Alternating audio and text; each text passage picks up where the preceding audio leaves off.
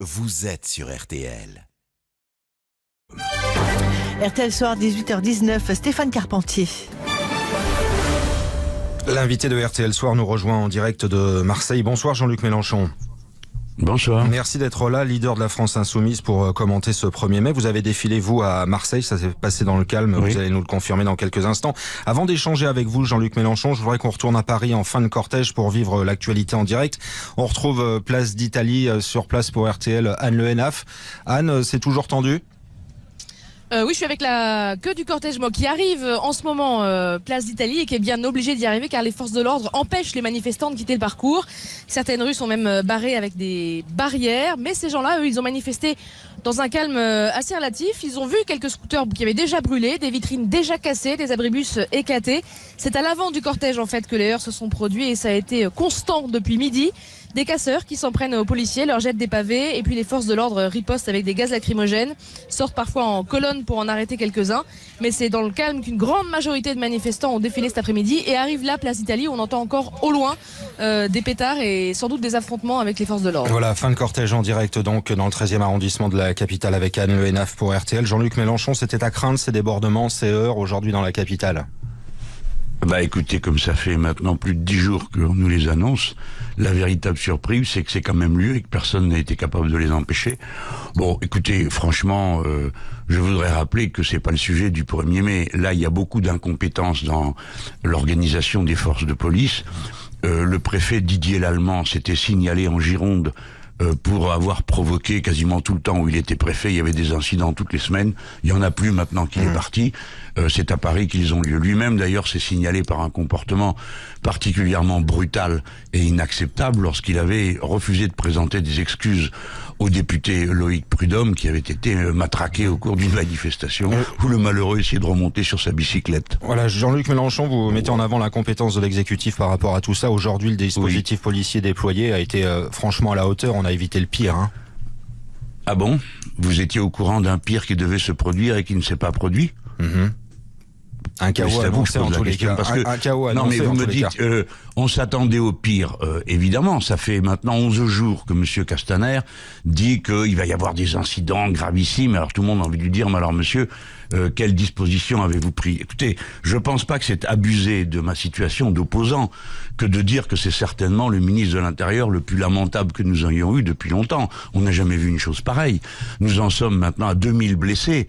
Il y a 1300 policiers qui ont été utilisés dans des conditions telles qu'ils sont eux aussi blessés. On n'a jamais vu ça. 1800 personnes condamnées, des interpellations à la chaîne, des policiers qui sont chaque semaine déployés comme une armée en face des milieux populaires. Et là, on est en train de parler tous les deux de quoi? D'une poignée de gens annoncés depuis longtemps et vus depuis longtemps. Oui. On demandait à l'exécutif, Jean-Luc Mélenchon, une réponse face à ces violences, justement. Est-ce qu'aujourd'hui, elle n'a pas été à la hauteur? Pardon, qui devait être à la hauteur de quoi? Je n'ai pas bien compris. Le ministère de l'Intérieur devait être à la hauteur face à ces violences. Est-ce que justement on n'a pas répondu comme il le fallait du côté de l'exécutif? Certainement pas. Certainement pas. Moi je suis pas un technicien. Vous savez, l'ordre public, d'abord ça a à voir avec l'ordre social. Quand il y a de l'injustice, il est difficile d'avoir de l'ordre. Mais en tout cas, c'est une technique, c'est un métier. Vous faites un métier journaliste, l'autre fait un métier policier. Il y a une technique. On ne remplace pas les gens comme ça au pied levé. Tout le monde n'a pas forcément un avis aiguisé et pertinent sur tout ça. Je vois que l'utilisation des forces de police à Paris a conduit à ce résultat qu'on gaze et qu'on matraque le cœur du cortège CGT ayant à sa tête le secrétaire général. C'est des choses qui n'ont jamais eu lieu dans le passé. Pourtant, il y a déjà eu des moments tendus, même le 1er mai de l'année dernière, si vous voulez bien vous souvenir. Donc il y a là une sorte d'incompétence, d'incapacité à doser le recours à la violence. Mais enfin, moi je ne veux pas rester là-dessus. Je voudrais rappeler que contrairement à ce que dit le président de la République, vient de dire aujourd'hui que le 1er mai c'était la fête de ceux qui chérissaient leur travail. Alors, voyez-vous, ça c'est une manière de parler qui était peut-être bien dans les années d'occupation, parce que c'est comme ça qu'on parlait. Mais je voudrais vous rappeler que le 1er mai n'est pas la fête de ceux qui chérissent leur travail. Le 1er mai est la manifestation qui a lieu tous les ans depuis 1886 pour la réduction du temps de travail. Et à l'époque, l'époque, il demandait 8 heures de travail, 48 heures par semaine.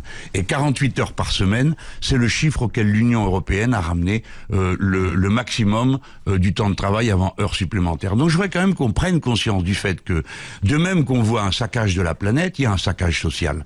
Et les gens vivent moins bien, les travailleurs vivent dans des conditions moins protégées aujourd'hui que c'était le cas il y a encore quelques années. Et ça, c'est le plus important. Est-ce que ce 1er mai, en termes de mobilisation, pour vous, c'est une réussite ?